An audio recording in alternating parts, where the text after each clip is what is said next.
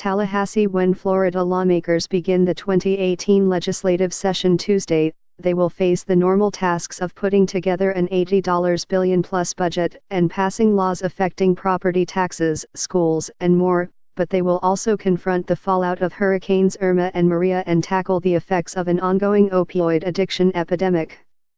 Lawmakers will be working with only 154 out of the usual 160 legislators, as 10 lawmakers have left office due to scandal, appointment to higher office, or death since the end of the last legislative session. Only 4 have been replaced with special elections.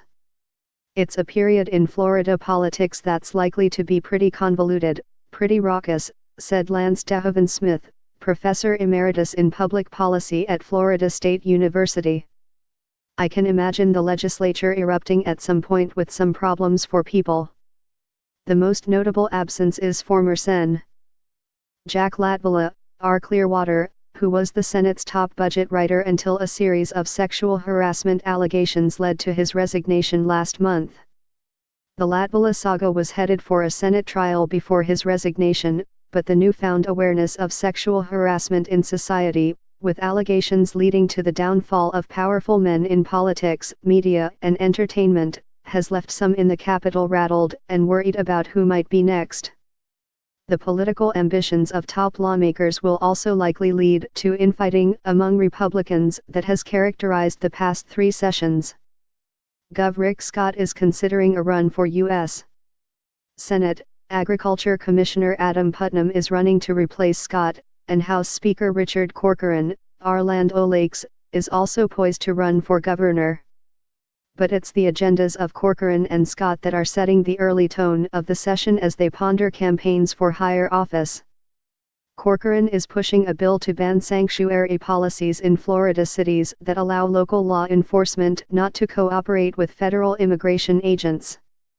There are no cities in Florida that have sanctuary policies on the books, but the issue could be used to contrast Corcoran with Putnam, who supported bills that allowed for permanent status for illegal immigrants as a member of Congress. The session is also Scott's last as he enters his 8th and final year in office.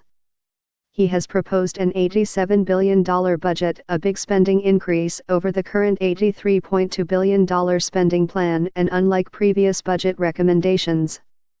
He's also suggesting $1.7 billion in environmental spending and 525 new state workers, mostly to hire new prison guards, a departure from his usual recommended cuts to the state workforce. Here's a look at some of the other issues in play this session. Budget/taxes. Scott's budget plan likely will be pared down by lawmakers, especially in the House, where Corcoran wants to stamp out spending on local projects that aren't related to improving infrastructure affected by Hurricane Irma. Scott and the GOP-led legislature are more likely to find common ground on tax and fee cuts.